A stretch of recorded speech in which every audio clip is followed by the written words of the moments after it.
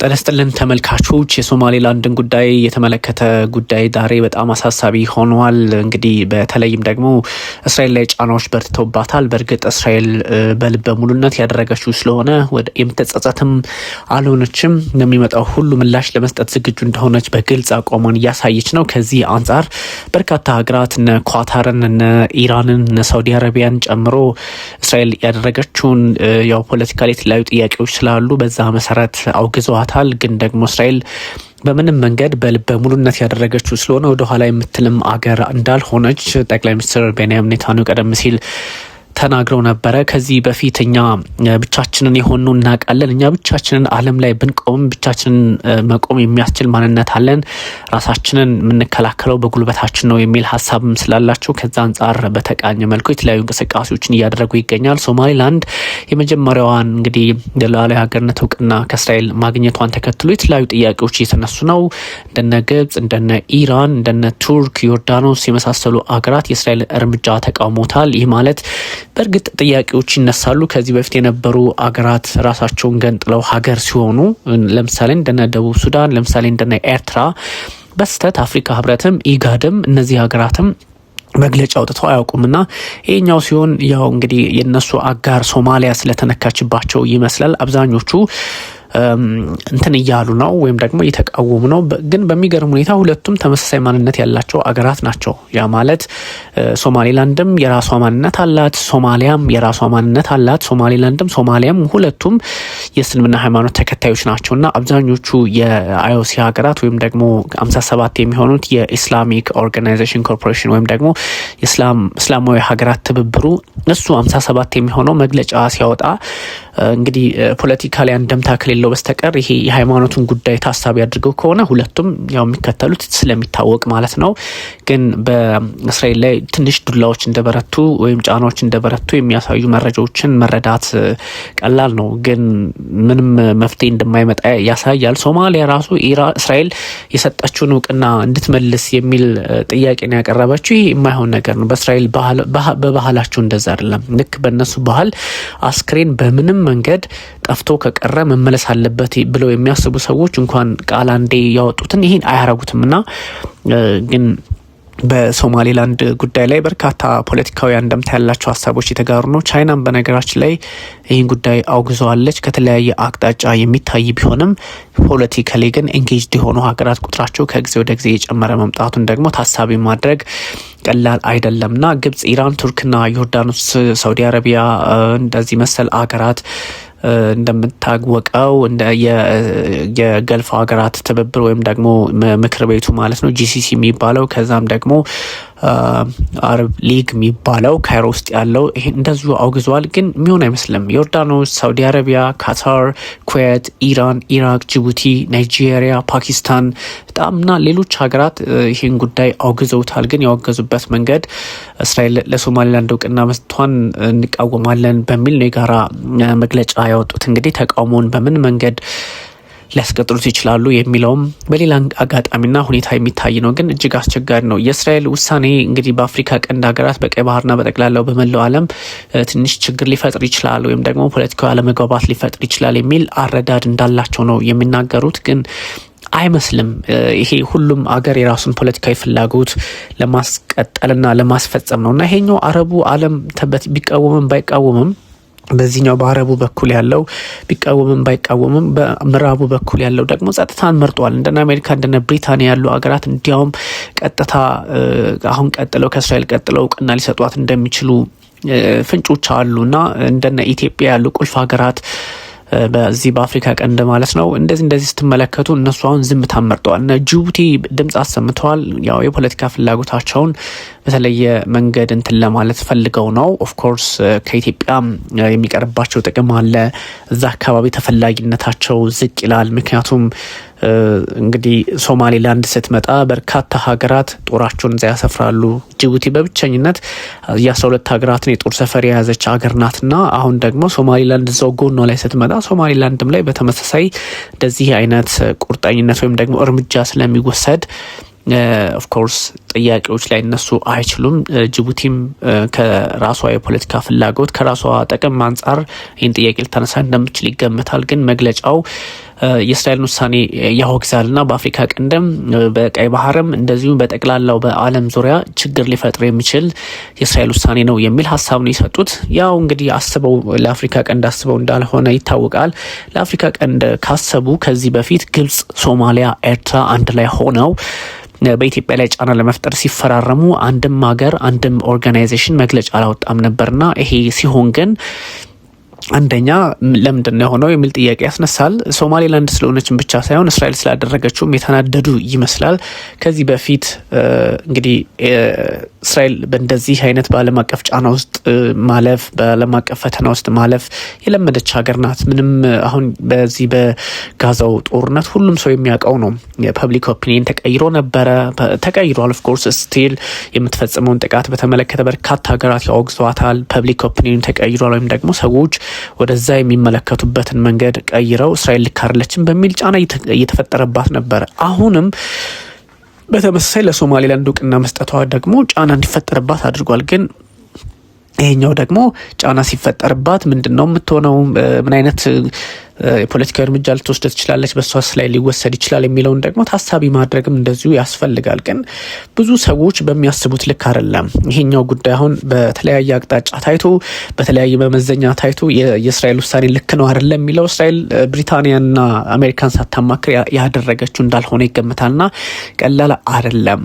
ግን ያው ዓለም ፍትሐዊ ስላልሆነች ሶማሌላንድ በጣም ትናንት በሚገርም ጥሩ አድርጌ እንደገለጽኩላችሁ የአገርነት ከሶማሊያ ይልቅ ከሞቃዲሾ ሶማሊያ ይልቅ ሶማሌላንድ ሀርጌሳ ለሀገርነት እውቅና ብቃት ያላቸው የተለያዩ መሰረተ ልማቶችን ያሟላች የተለያዩ የፖለቲካ መንገዶች ላይ ያለች የህዝብ ቁጥሯ 6 ሚሊዮን ሆኖ የተሻለ አቅም ኖሯት ጅቡቲ እኮ 1 ሚሊዮን አልሞላችም እስካሁን እና ጅቡቲ 1 ሚሊዮን ሳትሞላ ያቺ 6 ሚሊዮናን እንዴት ሀገር ትሆናለች ብላ ጥያቄ ታነሳለች። በጣም የተንሻፈፈ ፖለቲካ ነው ያለውና ኤኒዌይ ኢቭን ከዋናዋ ሶማሊያ እንኳን አንጻር ስትመለከቱት የዚህኛው በሚገርም ሁኔታ በብዙ ነገር ወርዝ ታረጋለች። ዴሞክራሲያዊ ምርጫ ነው የሚያደርጉት። ፓርላመንት አላቸው፣ ፍላግ ባንዲራ አላቸው፣ የራሳቸውን ንግድ ግንኙነት ያደርጋሉ፣ ከረንሲ ያላቸው ወይም ደግሞ የገንዘብ መለዋወጫ ገንዘብ አላቸው፣ ባንክ አላቸው፣ ቆንጽላ ብዙ ሀገር አለ እና በብዙ መንገድ የሀገርነት ፎርሙላዋን የምታሟላ ራስ ገዝ ናት።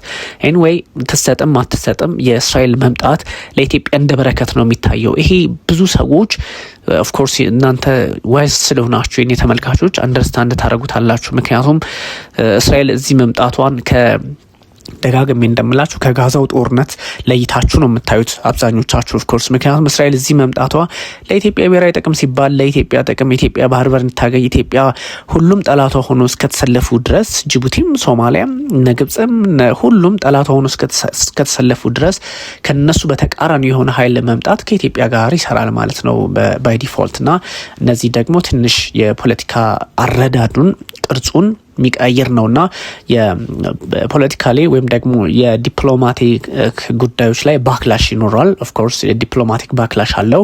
ይህን ባክላሽ ግን መመከት የሚቻልበትን የዲፕሎማሲ ጥንካሬ ብርታት እስራኤላውያን ይዘው እንደመጡ ያስታውቃል። ምክንያቱም እስራኤል ብቻዋን ቆማ ታውቃለች። ብቻዋን በግራም በቀኝም ተሰድባም ምንም ብላ ታውቃለች እና ከዛ አንጻር ይሄኛውም አሁን ከተወሰነ ጊዜ ግርግር ላይዘል እንደሚችል ሳይታለም የተፈታ ነው። ምክንያቱም እዚህ ላይ አረቡ ዓለም የራሱን የፖለቲካ ፍላጎት ለማስፈጸም ከራሱ ጥቅም አንጻር ያየው ካልሆነ በስተቀር በተለያየ አቅጣጫ የሚታይ ነውና እንደዚህ አይነት ጉዳዮችን ማየት ወይም ደግሞ በተለየ መንገድ መጠንቀቅ ያስፈልጋል። እናም ይሄ በጣም የሚያስቅ ፎርማት ነው እና ሁሉም የዓለም ፖለቲካ በርግጥ በባህሪው እንደዚህ ነው። የተንሻፈፈ አንዱ በሌላው ላይ ጫና ለመፍጠር የሚደረግ ጥረት ነው። አንዱን ጥሎ አንዱ ማለፍ ይፈልጋል። ግን ከምንድን ነው ከዚህ ጡንቻዋ ጠንካራ ከሆነችው ከእስራኤል ጋር የሚደረግ የዲፕሎማሲ ፍትጊያ ነው። የዲፕሎማሲ ውጥረት ስለሆነ የአሸናፊነታቸው ነገር ጥያቄ ውስጥ ይገባል። በዚህ ሁኔታ ውስጥ ደግሞ እንደ ኢትዮጵያ የተገፋ አገር በጥሱ መውጣት ካልቻለ የሶማሌላንድን ጉዳይ ቦልድሊ መናገር የሚቻለው እንደ ኢትዮጵያ ያሉ አገራት በጥሱ መውጣት ካልቻሉ እድሜ ልካቸውን ሲማቀቁ ነው የሚኖሩት። ስለዚህ ይሄኛውን አጋጣሚ መጠቀም ተከትሎ መሄድ እስራኤል ጀምረዋለች። እስራኤል ትልቁን የዲፕሎማሲ ሸክም ተሸክማለች። በቃ ስለዚህ ኢትዮጵያን በዛ መንገድ በጥሳ መሄድ ነው። በነገራችን ላይ ተመልካቾች ወይ አድማጮች እናንተ እንግዲህ የሶማሌላንድ ጉዳይ እውቅና መሰጠት እስራኤል ስለሰጠችው ወይም ደግሞ ሌላ ሀገር ስለሰጠው አይደለም። ሁሉም ኢትዮጵያን አጋይንስት ኢትዮጵያ ከበባ ውስጥ በማስገባት አውድ ውስጥ ስለነበረ አሁን ባለው ሁኔታ ደግሞ ኢትዮጵያን ከበባ ውስጥ የማያስገባ የፖለቲካ ስሪት ተፈጥሯል።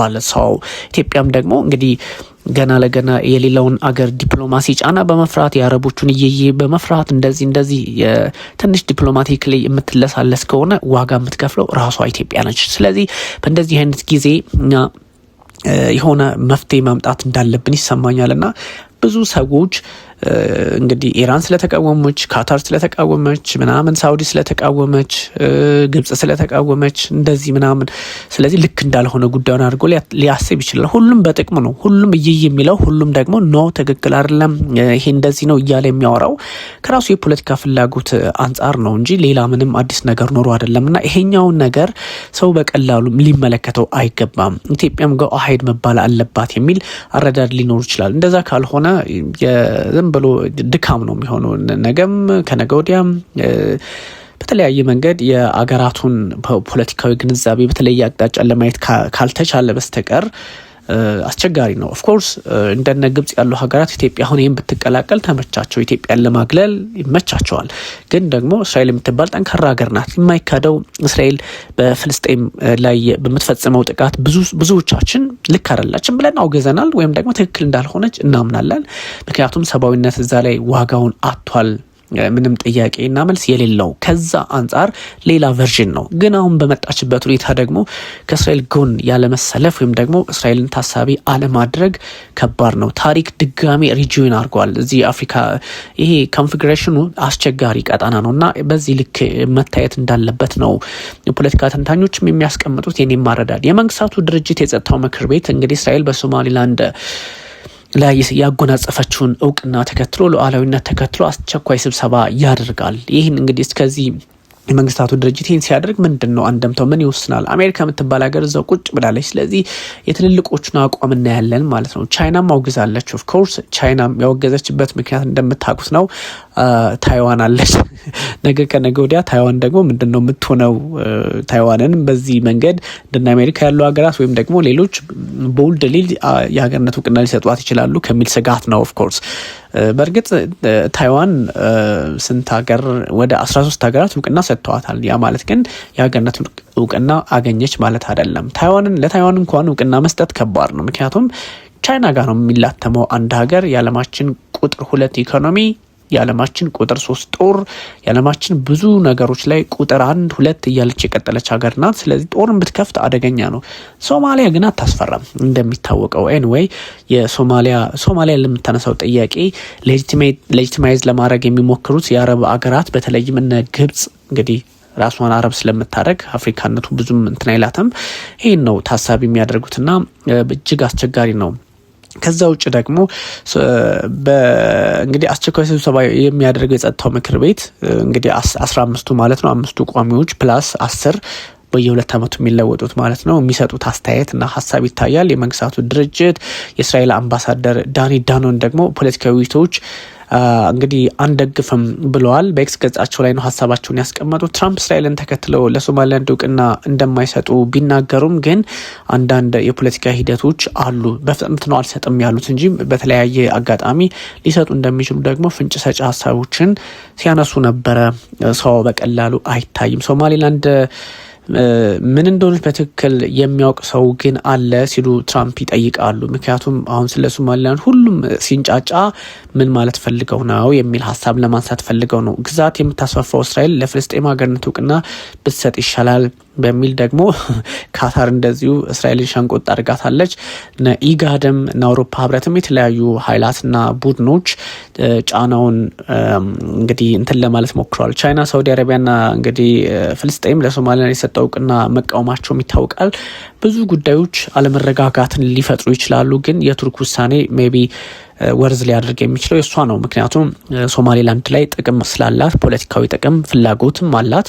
ከዛ አንጻር ሊታይ ይችላል የሚለውን ለማንሳት ነው። ውድ ተመልካቾቻችን የተለያዩ ሀሳቦች ካላችሁ ማንሳት ትችላላችሁ። እጅጉን አመሰግናለሁ። መልካም ጊዜ